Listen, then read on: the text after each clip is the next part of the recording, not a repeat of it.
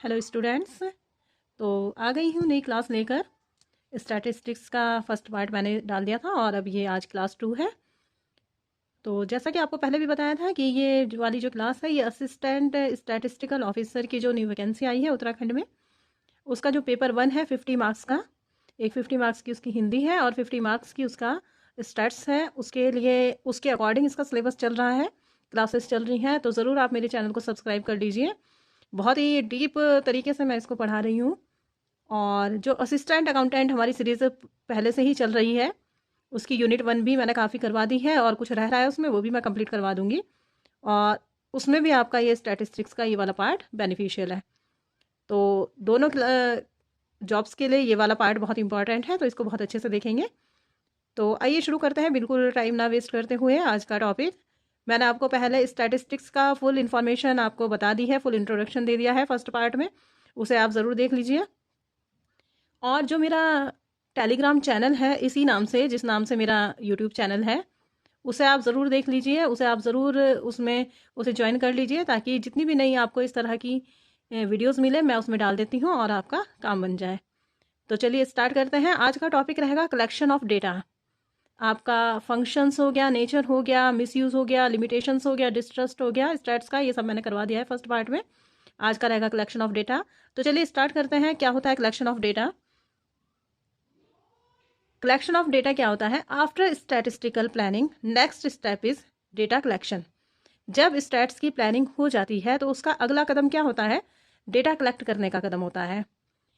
If related facts published already in magazines और papers etcetera then collected in a proper वे।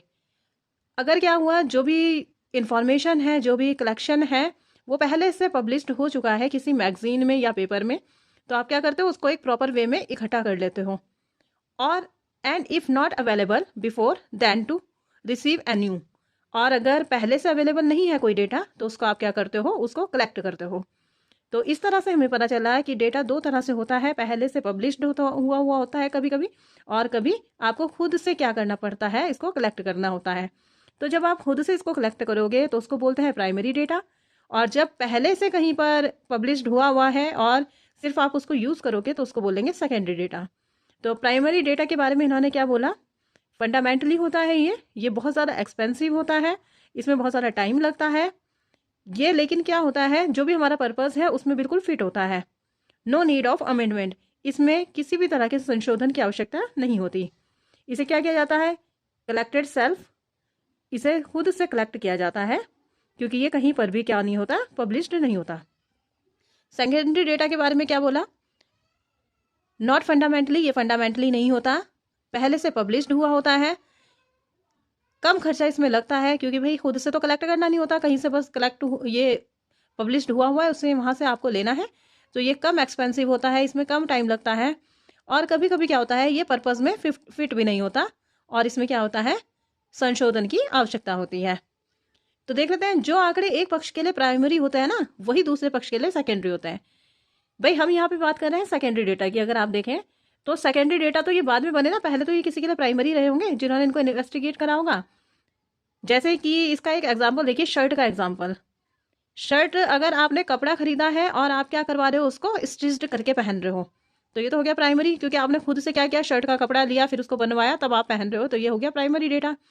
लेकिन आप जाके सीधे शॉप पर जाकर क्या कर लो, रेडीमेड खरीद लो, तो वो क्या हो गया, सेकेंडरी डेटा। आपको बनवाना तो नहीं पड़ा ना, तो क्या हो गया, ये सेकेंडरी डेटा। इस तरह इसमें क्या होता है, डिफरेंस होता है प्राइमरी डेटा और सेकेंडरी डेटा का।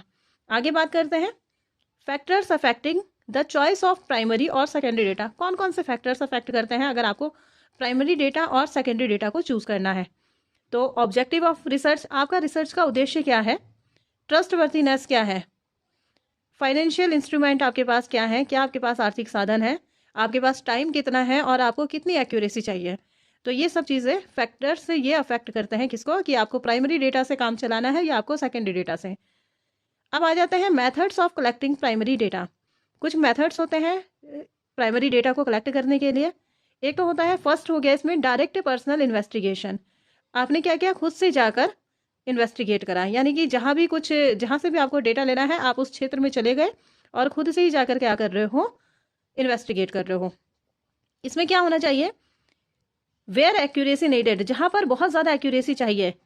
लिमिटेड एंड लोकल एरिया है, पास का ही एरिया है, और बहुत कम एरिया की आपको क्या करनी है, इन्फॉर्मेशन कलेक्ट करनी है। और जहाँ पर आपका खुद का रहना बहुत ज़रूरी है, फंडामेंटली मौलिक रूप में आपको डेटा चाहिए, और एक गुप्त रिकॉर्ड आपको रखना है, गुप्त रिकॉर्ड आपको चाहिए, तो वहाँ पर क्या अच्छा होता है, ये पर्सनल इन्वेस्टिगेशन अच्छा होता है। इसमें इन्वेस्टिगेटर जो होता है उसको क्या होना चाहिए, investigator should be well mannered, hard working and patienceful. इसमें जो इन्वेस्टिगेटर होता है वो बहुत ही वेल मैनर्ड होना चाहिए, बहुत ज़्यादा हार्ड वर्किंग होना चाहिए, मेहनती होना चाहिए, और उसके अंदर धैर्य भी होना चाहिए। क्योंकि आपने देखा होगा कि अगर खुद से जो रिपोर्टर्स होते हैं, सपोज वो ग्राउंड लेवल पर जाकर रिपोर्टिंग करते हैं, बिल्कुल पूछ के पब्लिक के बीच में करते हैं, तो उन्हें कई बार ऐसे सवालों का भी, जवाबों का भी सामना करना पड़ता है जो उनको सुनने में अच्छे ना लगे। कई बार उनको भगा भी दिया जाता है, बोलते बोलते जो इंटरव्यू देने वाला है वो गुस्सा कर जाता है, लेकिन क्या होता है, उन्हें बहुत ही पेशेंस रखना पड़ता है। इसी तरह इसमें भी जो इन्वेस्टिगेटर होता है उसको बहुत ही पेशेंस रखना चाहिए। Question should be less simple and clear. Question जो होते हैं वो कम होने चाहिए, सिंपल होने चाहिए, क्लियर होने चाहिए, and as so that the respondents do not feel bad. और ऐसे क्वेश्चंस नहीं करने चाहिए जिससे कि जो आंसर देने वाला है उसको बुरा लगे, पर्सनल नहीं हो जाना चाहिए ना। अवॉइड पर्सनल इमोशंस एंड बायनेस, पक्षपात पूर्ण भावना और पर्सनल बातें उससे नहीं पूछनी चाहिए। तो इन बातों का इसमें क्या करना चाहिए, ध्यान रखना चाहिए। अब इसमें क्या होता है, investigator should known costumes, foods, customs about related area. जिस भी एरिया में इन्वेस्टिगेटर जाए उसको वहाँ की वेशभूषा, खान पान, वहाँ के जो रीति रिवाज हैं उसके बारे में नॉलेज होनी ज़रूरी है। तभी तो वो उनमें घुल मिल पाएगा ना, और अच्छे से उनसे बात कर पाएगा, उनकी लैंग्वेज में बात कर पाएगा, तो वो इसको क्या करेंगे, अच्छे से जवाब दे पाएंगे, है ना। तो इसकी कुछ मेरिट्स भी होते हैं, और जैसे कि पता है कि खूबियाँ हैं तो खामियाँ भी हैं, इसी तरह से मेरिट्स भी होती हैं और डिमेरिट्स भी होती हैं। तो इस वाले जो हमने ये वाला कर रहे हैं, पर्सनल जाकर इन्वेस्टिगेट करने वाला मेथड, इसकी मेरिट्स देख लेते हैं।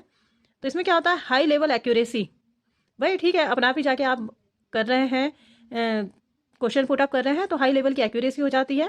फंडामेंटली फ्लेक्सिबल, फंडामेंटली होता है ये मौलिक रूप में होता है, लचीला होता है, इसको अपने हिसाब से देखिए, आपको अगर किसी क्वेश्चन का आंसर सही से नहीं मिल पा रहा है तो आप वहीं पर क्या कर सकते हैं, क्वेश्चन को चेंज भी कर सकते हैं। एक्स्ट्रा इन्फॉर्मेशन ऑल्सो, इसमें आपको एक्स्ट्रा इन्फॉर्मेशन भी मिल जाती है। ऑथेंटिसिटी चेक, इसमें ऑथेंटिसिटी चेक हो जाती है। होमोजेनिटी विद कंपेरेबिलिटी, इसमें आप क्या कर सकते हो, तुल्यता भी कर सकते हो एक रूपता के साथ।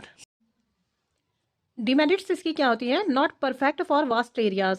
तो जैसे आपको पता ही है कि ये वास्ट एरिया, बहुत वृद्ध एरियाज के लिए परफेक्ट नहीं होता, क्यों भाई देखो, इतने सारे लोगों से तो आप जाकर बात नहीं कर सकते ना, इतने बड़े एरिया में नहीं बात कर सकते, बहुत ज़्यादा टाइम कंज्यूमिंग हो जाएगा।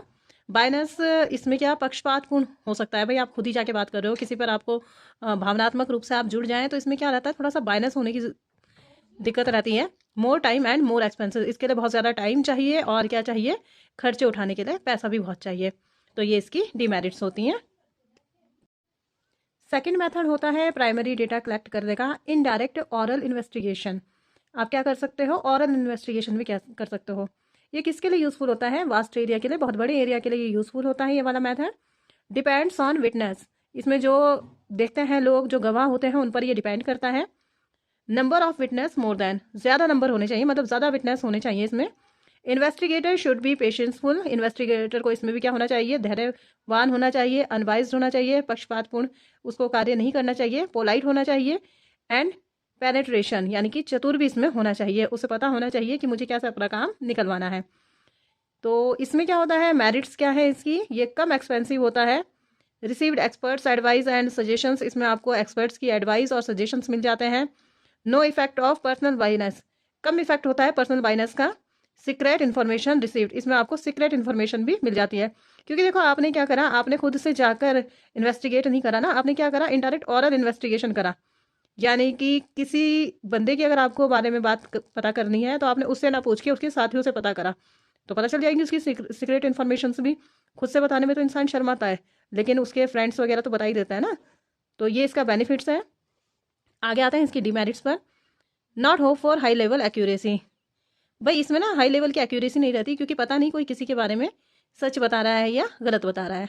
Helpful persons personal Binance can be affected the data, वही दोस्त ने बताया लेकिन गलत बता दिया, सही नहीं बताया, कुछ अपनी तरफ से उधेड़-बुन कर दी इस मामले में, तो क्या हो गया, दिक्कत हो गई है ना। Helpful persons negligence about information, इसमें क्या हो जाता है, जो हेल्पफुल पर्सन होता है वो क्या कर सकता है, इन्फॉर्मेशन के बारे में लापरवाह भी हो सकता है, मतलब कि सही से ना बताया आपको, है ना। तो ये होता है इनडायरेक्ट ऑरल इन्वेस्टिगेशन, बंदे से ना पूछकर उसके साथ वाले से पूछना, या कोई घटना कहीं पर घटी है तो केवल विटनेस जो होते हैं, गवाह होते हैं, उनसे ही पता करना, जिन्होंने घटना करी है उनसे नहीं पूछना बल्कि गवाहों से पूछताछ करना। तो ये होता है इनडायरेक्ट ऑरल इन्वेस्टिगेशन। बात करते हैं थर्ड, इसका जो मेथड है वो है information through local sources and correspondents. Information किससे ले रहे हो आप, जो लोकल सोर्सेज हैं और कॉरस्पॉन्डेंट्स हैं उनसे पूछ रहे हो। They send information time to time, होता नहीं कि हम अपने मुखबिर समझ लीजिए जैसे पुलिस के होते हैं, वो क्या करते हैं, इन्फॉर्मेशन देते रहते हैं पुलिस को टाइम टू टाइम। ये इन्फॉर्मेशन कहाँ किसके लिए हमें चाहिए होती है, ये तो मैंने पुलिस का आपको एग्जांपल दिया, लेकिन न्यूज़पेपर, मैगजीन्स, मार्केट रेट्स वगैरह छापने के लिए भी क्या होते हैं, लोग होते हैं बताने के लिए ना, कि वहाँ पर ये न्यूज़ हो गई, आप न्यूज़पेपर में छाप सकते हो, आप अपनी मैगजीन में ये स्टोरी कवर कर सकते हो। तो क्या होता है, ऐसे लोग टाइम टू टाइम इन्फॉर्मेशन देते रहता है। They are no need of high level accuracy, जहाँ पर हाई लेवल की एक्यूरेसी ना चाहिए हो, not only one but more correspondents. इसमें क्या होता है, केवल एक कॉरस्पॉन्डेंट नहीं रखता इंसान, क्या करता है, ज़्यादा कॉरस्पॉन्डेंट्स रखता है, ताकि जगह जगह से इंफॉर्मेशन मिलती रहे। इस मेथड की मेरिट्स क्या होती हैं, इस मेथड की मेरिट्स होती हैं, for far away information very useful, जहाँ पे आपको दूर की इन्फॉर्मेशन चाहिए, बहुत दूर की इन्फॉर्मेशन चाहिए, वहाँ पर ये मेथड यूज़फुल होता है। भाई आपको मुंबई की कोई इन्फॉर्मेशन चाहिए और आप बैठे हो देहरादून में, तो कैसे पता चलेगा, इन्हीं के थ्रू पता चलेगा ना। Less expensive in all methods, ये सबसे कम एक्सपेंसिव होती है, जितने भी मेथड्स हैं उनमें सबसे कम एक्सपेंसिव होती है ये। डिमेरिट्स, लेस फंडामेंटली, भाई मौलिक रूप में तो होती नहीं है ये, बाइसनेस इसमें हो सकती है, गलत सलत बता दिया, no high level of accuracy, level नहीं है एक्यूरेसी का, लेट इन्फॉर्मेशन, बताने वाला ही लेट कर रहा है, सही से बता ही नहीं रहा है, इन्फॉर्मेशन देने में देरी कर रहा है, हार्ड टू चेक एक्यूरेसी, इसमें एक्यूरेसी चेक नहीं हो सकती, लैक ऑफ यूनिफॉर्मिटी, इसमें एक रूपता का क्या होता है, अभाव होता है। अब बात करते हैं नेक्स्ट जो मेथड होता है प्राइमरी डेटा का, वो होता है इन्फॉर्मेशन थ्रू शेड्यूल्स और क्वेश्चन आयर्स, अनुसूची और प्रश्नावली के थ्रू इन्फॉर्मेशन कलेक्ट करना। तो इसमें एक होता है फर्स्ट इसका मेथड होता है इन्फॉर्मेशन थ्रू क्वेश्चन आयर फील्ड बाय इन्फॉर्मेंट्स। इसमें क्या होता है, जो इन्फॉर्मेंट्स होते हैं वो फिल करते हैं किसको, क्वेश्चन आयर को। तो क्या होता है इसमें, by post send to one person including a letter. तो क्या बता रही थी मैं, कि by post send to one person including a letter, एक एक व्यक्ति को क्या करते हैं, पोस्ट के थ्रू एक लेटर सेंड करते हैं। This type of information keeps secret, ये जो इन्फॉर्मेशन मिलती है इनको सीक्रेट रखा जाता है, फॉर वेरी वास्ट एरिया, बहुत ज़्यादा वास्ट एरिया जहाँ पे होता है वहाँ पर ये यूज़ होता है। Educated informants to find very soon, क्या होता है, एजुकेटेड इन्फॉर्मेंट्स होते हैं इसमें, और इसमें बहुत जल्दी जो होती है सूचना आपको मिल जाती है। मेरिट्स क्या होती हैं इसकी, इजीनेस इन स्टडिंग वास्ट एरिया की स्टडी हो जाती है आराम से, लेस एक्सपेंसिव होती है, लेस पॉसिबिलिटी ऑफ अनएक्यूरेसीज में नहीं होती, फंडामेंटली होता है, भाई सही इन्फॉर्मेशन आपको मिल जाती है। डीमेरिट्स, नॉट सेंड और फिलअप, कई बार क्या होता है, सेंड ही नहीं किया जाता इसको ना, ये जो क्वेश्चन आयर आप भेजते हो इसको भेजा ही नहीं जाता, इसको भरा ही नहीं जाता। Incomplete and unclear information, complete information नहीं होती, क्लियर इन्फॉर्मेशन नहीं भेजते भेजने वाले, बायनेस होती है, इम्प्योर आंसर्स होते हैं, टाइम कंज्यूमिंग होता है, और इसमें इसका क्या होता है, लिमिटेड यूज़ होता है। तो कई बार क्या होता है, जो सूचना देने वाला है उससे आप क्वेश्चन आयर भरवा के क्या लेते हैं, इन्फॉर्मेशन लेते हैं प्राइमरी डेटा के लिए। दूसरा इसी में मेथड है इन्फॉर्मेशन थ्रू क्वेश्चन आयर फील्ड बाय इन्यूमरेटर्स। क्या करा, जो उसको चाहिए इन्फॉर्मेशन वही खुद से क्या करता है, इन्फॉर्मेशन भरता फिलअप करता है, not by post but appointed enumerators. क्या करते हैं, प्रगणक की हम अपॉइंट करते हैं, यानी कि कुछ अपने जैसे कि ऑफिस में कुछ बंदे रख लिए, उनको अपॉइंट कर लिया इस काम के लिए। Enumerator field questionnaire self with the help of informants, जो सूचना देने वाले लोग हैं उनकी हेल्प से जो ये प्रगणक होता है ये खुद से क्वेश्चन आयर को फिलअप करता है। इसमें क्या होता है, जो इन्यूमरेटर्स होते हैं उनको ट्रेनिंग दी जाती है फॉर एडमिनिस्ट्रेशन इन्वेस्टिगेशन। ज़्यादातर ये किसके लिए यूज़ होता है, एडमिनिस्ट्रेशन इन्वेस्टिगेशन के लिए। देखो जैसे जनगणना वगैरह होती है ना, इसके लिए जो जनगणना करते हैं ना, जो ये टीचर्स वगैरह आते हैं घर पर, तो इनको पहले ट्रेनिंग दी जाती है, और ज़्यादातर ये क्या होते हैं, प्रशासनिक कामों में इनको लगाया जाता है, क्योंकि ये जो होते हैं वेल मैनर्ड होते हैं और इनको काम करने का तरीका आता है। मेरिट्स क्या होती हैं, वही है, वास्ट एरिया के लिए है, हाई लेवल इसमें एक्यूरेसी हो जाती है, इसमें ज़्यादातर पक्षपात कोई क्यों करेगा। इन्फॉर्मेशन अबाउट सीक्रेट टॉक्स भी आपको पता चल जाती हैं। ज़्यादा खर्चीला होता है, ज़्यादा टाइम कंज्यूमिंग होता है, और इन्यूमरेटर्स भी तो कई बार प्रॉब्लम कर लेते हैं, वो भी तो बाइनस कर सकते हैं। तो ये सब क्या है इसकी मेरिट्स और डिमेरिट्स। तो ये सब मेथड थे आपके प्राइमरी डेटा कलेक्शन के, बहुत अच्छे से इनको पढ़ लेंगे आप। अब देखते हैं कि राइट मेथड कैसे कलेक्ट करें, कैसे देखें इसके लिए प्राइमरी डेटा कलेक्शन के लिए। तो सबसे पहले नेचर ऑफ इन्वेस्टिगेशन। इन्वेस्टिगेशन का नेचर क्या है? Objective and area of investigation. Investigation का उद्देश्य और एरिया क्या है? एक्यूरेसी लेवल आपको कितना चाहिए, आपके पास टाइम की अवेलेबिलिटी कितनी है, आपके पास जो आर्थिक संसाधन है वो कैसे हैं। अगर ज़्यादा खर्चीली आपको विधि लगानी है तो आप वो देखेंगे, और आपको कम पैसों में ज़्यादा काम चाहिए तो आप वो वाली जो भी मेथड होगा वो ले लेंगे। अब देखो थोड़ा सा देख लो क्वेश्चनायर और स्केड्यूल के बारे में। ये देख लेते हैं हम। क्वेश्चनायर किसको हिंदी में बोलते हैं? प्रश्नावली। तो ये क्या होती है? ये सिस्टमैटिक लिस्ट होती है मल्टीपल क्वेश्चंस की। बहुत सारे क्वेश्चंस इसमें होते हैं, लेकिन सिस्टमैटिक तरीके से होता है। ऑब्जेक्टिव इसका क्या होता है? Collection of primary data bye information through post. Post के थ्रू जब आपको इन्फॉर्मेशन चाहिए तब आप क्या करते हैं? क्वेश्चनायर के थ्रू इन्फॉर्मेशन को मंगाते हैं। Where subject matter not collected by one place. जहाँ पे जो भी आपका विषय है अध्ययन का, उसको आप एक प्लेस से नहीं मंगवा सकते, नहीं कलेक्ट कर सकते, वहाँ पर इसका यूज़ किया जाता है। और जो आंसरर होते हैं, यानी कि जो फिलअप करने वाले होते हैं क्वेश्चनायर, उनसे रिक्वेस्ट की जाती है कि आप फिक्स्ड टाइम के अंदर अपनी जो इन्फॉर्मेशन है वो इसमें फिल कर दीजिए। पोप ने इसकी एक डेफिनेशन दी है। A questionnaire may be defined as set of questions to be answered by the informants without personal aid of an investigator or enumerator। यानी कि किसी भी इन्वेस्टिगेटर और इन्यूमरेटर की बिना हेल्प के जब इन्फॉर्मेंट से क्या मंगाई जाती है? क्वेश्चंस का सेट मंगाया जाता है और उसका आंसर्स मंगाए जाते हैं, तो इसको कहा जाता है क्या? क्वेश्चनायर कहा जाता है। अब आ जाते हैं आगे। अब स्केड्यूल और क्वेश्चनायर में डिफरेंस देख लेते हैं। अनुसूची और प्रश्नावली में क्या डिफरेंस होता है? तो क्या डिफरेंस होता है? देखिए, जो स्केड्यूल होता है to fill by investigator with the help of informants. इसमें इन्वेस्टिगेटर क्या करता है? इन्फॉर्मेंट्स की हेल्प से फिल करता है इसको। लेकिन क्वेश्चनायर में कौन करता है? इन्फॉर्मेंट्स फिल करते हैं। Fill in the blanks type इसमें क्वेश्चन होता है स्केड्यूल में, और क्वेश्चनायर में आपके सेपरेट पेज होता है आंसर्स के लिए, यानी कि क्वेश्चन लिख दिया फिर इसका आंसर लिखते रहो। स्केड्यूल में जनरल लैंग्वेज यूज़ होती है, जबकि क्वेश्चनायर में क्वेश्चनिंग लैंग्वेज होती है। स्केड्यूल इन्वेस्टिगेटर करता है इसमें काम, और क्वेश्चनायर में पोस्ट के थ्रू काम होता है ना। स्केड्यूल में open and close, open and shut both type question होते हैं। कौन से, ये किस तरह के क्वेश्चन होते हैं अभी आगे मैं आपको बताऊंगी। और क्वेश्चनायर में क्लोज नेचर के क्वेश्चन होते हैं। स्केड्यूल नैरो एरिया के लिए, यानी कि कम क्षेत्र के लिए यूज़ होता है, और ये क्वेश्चनायर ब्रॉड एरिया के लिए। बात करते हैं precautions to be taken in drafting questionnaire. जब भी आप कोई क्वेश्चनायर यानी कि प्रश्नावली बनाते हैं तो आपको क्या क्या प्रिकॉशंस लेनी चाहिए? भाई इसमें आपको एक कवरेजिंग लेटर लिखना चाहिए, यानी कि निवेदन पत्र, है ना। फियर क्वेश्चन, कम प्रश्न होने चाहिए। बहुत ज़्यादा प्रश्न होंगे तो देख के डर जाता है इन्फॉर्मेंट्स, वो ढंग से सूचना नहीं देता। सिंपल एंड क्लियर क्वेश्चंस, आसान क्वेश्चंस होने चाहिए। कंसाइजनेस, संक्षिप्तता होने चाहिए। छोटे छोटे क्वेश्चंस होने चाहिए। आप क्वेश्चंस का नेचर भी सिलेक्ट करना आपको आना चाहिए। किसी में शॉर्ट क्वेश्चंस आप रखोगे। शॉर्ट क्वेश्चंस कैसे होते हैं भाई? क्या बताया मैंने? क्लोज क्वेश्चन, शॉर्ट क्वेश्चंस कैसे होते हैं?